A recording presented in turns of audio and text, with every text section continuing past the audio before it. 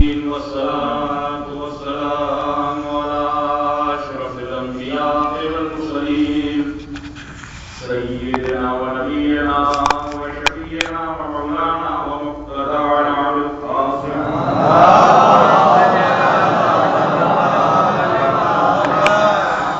وعلى الطيبين الطاهرين المعصومين الغر الميامين ولعنة الله على أعدائهم ومنكرين فضائلهم ومصائبهم وغاصبي حقوقهم أجمعين من يومنا هذا إلى يوم الدين. رب اشرح لي صدري ويسر لي أمري واحلل عقدة من لساني يفقهوا قولي آمين يا رب العالمين. أما بعد فقد قال الله سبحانه تبارك وتعالى في كتابه المبين وقال أصدق الصادقين وقوله الحق. بسم الله الرحمن الرحيم. يا أيتها النفس المطمئنة ارجعي إلى ربك راضية مرضية فادخلي في عبادي وادخلي جنتي.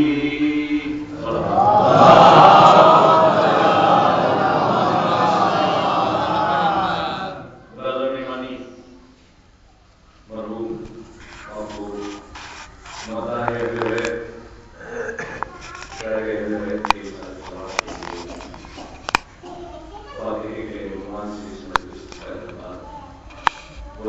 کیا ہے اور مقصد مجلس یہی ہے کہ جو ہم سے رخصت ہو گیا جس کے لیے ہم کچھ نہیں کر سکتے اس کے لیے کچھ مجلس کا مطلب یہ ہے کہ ہم جس کے لیے ہم کچھ نہیں کر سکتے جس کی شفقتیں اور محبتیں آنکھوں میں آنسوؤں کے چراغ رکھ دیں گی اس کے لیے کچھ کر سکیں. اور دوسری بات یہ کہ اس مجلس کے ذریعے ایصال ثواب کے ساتھ ساتھ وہ دل جو شکستہ ہوئے ان کی تسکین اور تسلی کا سامان ایصال ثواب کے اردو میں بڑے بڑے اسکالر سے یہی عرض کرنا چاہوں گا کہ اس مسئلے کا مطلب بتا دیں. دھمکی میں مر گیا جو نواب نمک عشق نمک پیشہ طلبگار مرد وہ اس مسئلے کا مفہوم بتا ہی نہیں سکتا جس کی نظر جنگ خیبر پہ نہ ہو. جس کی نظر جنگ خیبر پہ نہ ہو اس لیے کہ خیبر نظم ہو رہی ہے. دھمکی میں مر گیا جو نواب نمک تھا عشق نمک پیشہ طلبگار مرد تھا. خیبر کے میدان کو مرد کی ضرورت تھی. پیغمبر کہہ رہے تھے نہ ہوتی علی مسئلہ نہ جائے. پیغمبر کہہ رہے تھے نہ ہوتی علی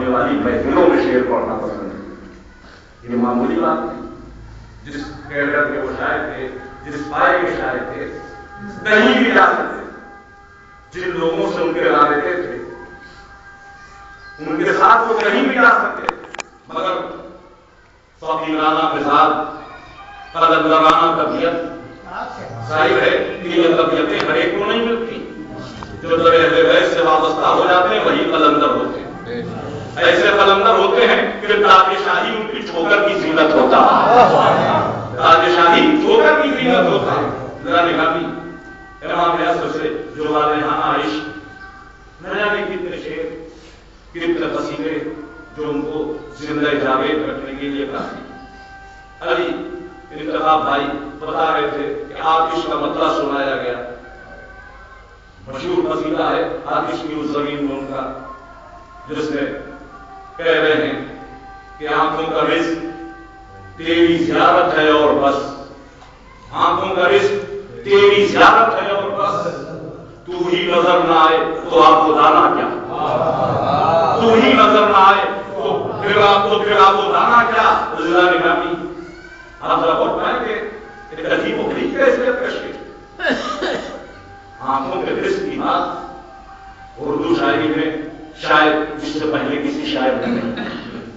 میں اپنے مطالعے کی کمی کے اعتراف کے ساتھ اگر کی بھی ہو تو میری نظر سے نہیں گزری۔ آنکھوں کے رزق کی کیفیت کو اس طرح بیان کرنا اردو شاعری میں اس سے پہلے میری نظر سے نہیں گزرا۔ اگر کسی کی نظر سے گزرا ہو تو بتا سکے۔ آنکھوں کا رزق تیری زیارت اور بس، تو ہی نظر نہ آئے تو پھر آپ بتانا کیا۔ عجیب و غریب کیفیت گفتگو آخری مرحلے تک وہ اپنے اس شعر کی کیفیت کے خلاف چلے گئے۔ مطلب مشہور مطلب ان کا دعائیں ہار گئی اور وقت جیت گئی، دعائیں ہار گئی اور وقت جیت گیا، تیرے فراق میں پھر ایک سال جیت گیا، تیرے فراق میں ایک اور سال جیت گیا۔ یہ مطلب کافی پہلے غالباً نورانی میں ہاشم بھائی جان کی محفل میں انہوں نے پڑھا تھا۔ دعائیں ہار گئی اور وقت جیت گیا، تیرے فراق میں ایک اور سال جیت گیا۔ ان کو یہی فراق تھا، یہی طلب تھی کہ جدائی ہے مولا سے دوری ہے۔ اور بعد والی کربلا میں آخری دن نہ جانے کیا دعا کی کہ امام نے مجھے بلا دیا، نہ جانے کیا دعا کی کہ امام نے اپنی بارگاہ میں بلا دیا۔ آخری ملاقات تصور بھی نہیں تھا کہ نظر بھائی کو آخری بار دیکھ رہے ہیں۔ یہ ہم نے مجلس پڑھ رہا تھا اور مجلس میں بیٹھے تھے۔ مجلس کے بعد بڑے بھلے کے ساتھ مجھے مجھ سے مصافحہ کیا، ایک فرقہ کہا سرگرمیاں بہت اچھی مجلس ہے، اور چہرے پر آنسو جواب آئے گا، اور پڑ جہاں یہاں آنسو، بس یہ چہرہ میں نے دیکھا، میرا نظر آئی ٹھیک ہے، یہ تصور میں بھی نہیں تھا کہ بس یہ نظر آئی تو آخری بار ہے۔ شام کو خبر آئی کہ ناری کاڑی ہوتی ہے۔ ذرا گرامی بعض موقع نہیں بھلائی جا سکتی، اور ظاہر ہے کہ جو اہل بیت کی مدح کرتا ہے وہ زندہ جاگے، یہاں بھی زندہ جاگے ہیں۔ سارے سوال کی تسکین کے لیے، ورنہ شاعر اہل بیت کی بخشش اور نجات میں کوئی شک ہے ہی نہیں۔ امام نے کہا کہ ایک بیت پر ایک بیت ادا، ایک بیت پر ایک بیت ادا۔ تاریخ میں بہت سے شعراء کا تذکرہ، ایک شاعر اہل بیت جن کا نام ناجلہ جوتی، مولا علی کے شاعر، کچھ عادتیں خراب تھی، شاید تھے مگر کچھ عادتیں خراب تھی۔ جب دنیا سے جانے لگے آخری وقت آیا تو تاریخ نے لکھا کہ ان کا چہرہ ایک دم سیاہ ہو گیا، آنکھیں کھولی، ایک فقرہ انہوں نے کہا مولا آنکھیں بتاؤں کا یہی حشر ہوتا۔ تو دیکھنے والوں نے دیکھا کہ ماتھے سے نور ساتے اور پورا چہرہ نورانی اور منور ہو گیا۔ مر گئے مگر چہرے پر موت کے آثار تاریخی نہیں۔ ناول جوڑی کا واقعہ اور بہت سے تاریخ کے واقعات اس بات پر دلالت کرتے ہیں کہ جو اہل بیت کا شاعر دودھ کے اہل بیت کے لیے شعر کہتا ہے، وہ ان کے لیے شعر کہتا ہے تو وہ اس کی ہر جگہ مدد کرتے ہیں، ہر آن مدد کرتے ہیں، اور یہ کام آسان نہیں۔ ذرا گرامی تیرے خدائی آٹھویں امام کے شاعر جب پہلا مسئلہ تھا تو پریشان رہتے تھے کہ کس کو دکھائیں، تو کسی نے کہا کہ فلاں بستی کے باہر کچھ شخص رہتے ہیں بہت شہید ہو گئے، ان کے پاس چلے جاؤ، ان کا نام کیا ہے؟ فرزدق چوتھے امام کے دور کے شاعر جنہوں نے شام کے سامنے 60 اشعار کا مرصع قصیدہ پڑھا۔ 13ویں امام کے شاعر فرزدق نے 110 برس عمر پائی، تو فرزدق نے شہروں میں نکلنا بند کر دیا، ڈھونڈتے ہوئے دیوبند فرزدق کے مکان تک پہنچے، تقربات کیا، فرزدق باہر آئے، ان کا سلام کیا، کہا کیسے رحمت کی، کہا میں شاعر ہوں، آپ کو کچھ سنانا چاہتا ہوں۔ انہوں نے کہا کہ میری کوئی دلچسپی نہیں، نہ میں خود کچھ سناتا ہوں نہ کسی سے سنتا ہوں۔ تو دیوبند نے کہا کہ میں کچھ اور نہیں سنانا چاہتا، میں اپنے مولا کا ایک مرثیہ سنانا چاہتا ہوں۔ فرزدق نہیں بیٹھ گئے، کہا اگر یہ سنانا ہے تو انکار نہیں۔ دیویل نے مرثیہ پڑھا، وہ مشہور مرثیہ کہ اے آسمان زہرا کے تاروں تم زمین پر بکھر گئے. یہ مطلب ہے دیویل کو اس مرثیے کا عربی میں مرثیہ ہے اے آسمان زہرا کے تاروں تم زمین پر بکھر گئے. یہ مرثیہ جو فرزدق نے سنا تو دیر تک روتے رہے. اس کے بعد ایک فقہ کہا دیویل سے فرزدق کہ دیویل یہ کام کبھی نہ چھوڑیں، یہ کام وہی کرتے ہیں کہ جن کا نسب شریف ہوتا ہے. شریف النسب لوگ اس کام کو کرتے ہیں. مدح اہل بیت کو کبھی نہ چھوڑنا. اور اس کے بعد جب دیویل نے شاعری شروع کی تو خود دیویل کہتے ہیں کہ میں 50 سال سے اپنی سلیب اٹھائے ہوئے گھوم رہا ہوں، کب کون مجھے مسلوب کر دے، سولی پر چڑھا دے. کیوں؟ اس لیے کہ میں نے اہل بیت کے حق کے دفاع کے لیے قسم کھائی. صرف یہ نہیں کہ مراکش ہے، صرف یہ نہیں کہ دیویل کے قصائد میں مراکش میں ان کا جو قصیدہ عالیہ تاریخ میں بڑا مشہور ہے، عربی ادب میں بڑا مشہور ہے، اس قصیدے میں ان دشمنان اہل بیت کو نام بنام پہچانایا گیا کہ جنہوں نے اہل بیت کے آدھار پر ظلم و ستم کی. تو یہ اہل بیت کے شاعر ہیں، اسی قبیلے کی نظر کری انہی نے ہمیشہ قربانی کی. شاعر اہل بیت قربانیاں دینا انقلاب برپا کرتا.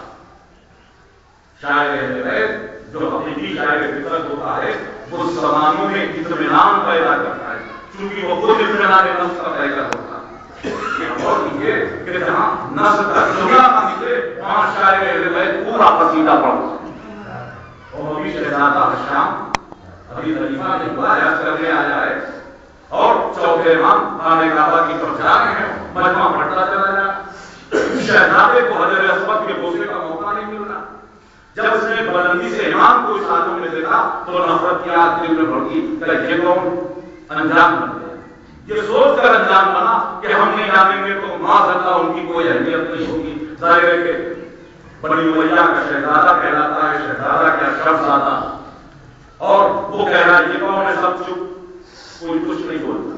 اتنا بڑا مجمع کوئی تو کہہ دیتا کہ اس کو ہم نے اصلی کی حالت میں راہ کو فوشان میں دیکھا. یہ تو کہا جا سکتا تھا. کوئی کچھ نہ کہتا، یہی کہہ دیتا کہ یہ دربار شام کا حکیم ہے، اس کو دربار شام میں ہتھکڑیوں اور بھیڑیوں میں جگتے ہوئے ہم نے خطابت کرتے ہوئے دیکھا. لیکن کوئی کچھ نہیں بولا. جب سب زبانیں گم ہو گئی تو جو اطمینان نفس کے پیکر کے فرزدق کو کھڑے ہوئے. 60 شعر کا قصیدہ. یہ قصیدہ مدرے سے شروع ہی نہیں ہوا، اس میں مسئلہ نہیں. ظاہر ہے کہ بس بالودی شعر ہوئے. مخاطب کیا بادشاہ کو کہ اے بادشاہ تو اسے نہیں پہچانتا تو نہ پہچان.